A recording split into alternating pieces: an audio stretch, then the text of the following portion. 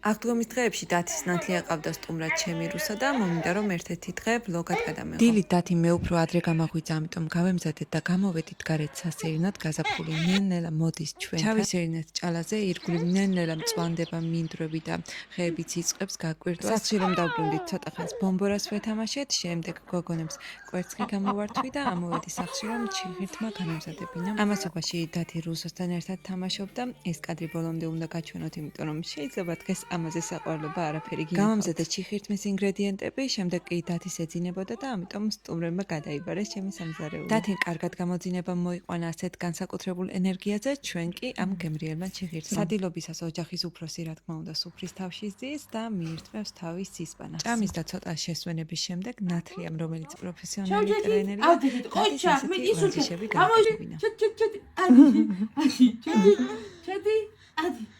ჩადი ნუ ზარმაცო 2 3 4 ეს 2 აი ეს ნო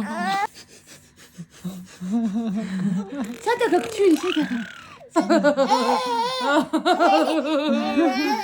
აღდგომის დღეებში ასევე სტუმრად გვყავდა ჩვენი მეგობარი მარო, ილოს დეიდა და ჩვენ ხუთმა ძალიან თბილი და მშვიდი სადღესასწაულო დღეები გავატარეთ ერთად. მე გამოვაცხო ჩემი პირველი პასკები, რომლებიც ძალიან გემრიელი და კარგი გამოვიდა. რუსომ მოსართავები ჩამომიტანა, ასე ლამაზად გამიფორმა ჩემი პასკები და ისეთი ლამაზი სუფრა გავშალეთ, მე რომ მიყვარს. ქრისტე აღდგა მრავალს დაესწარით.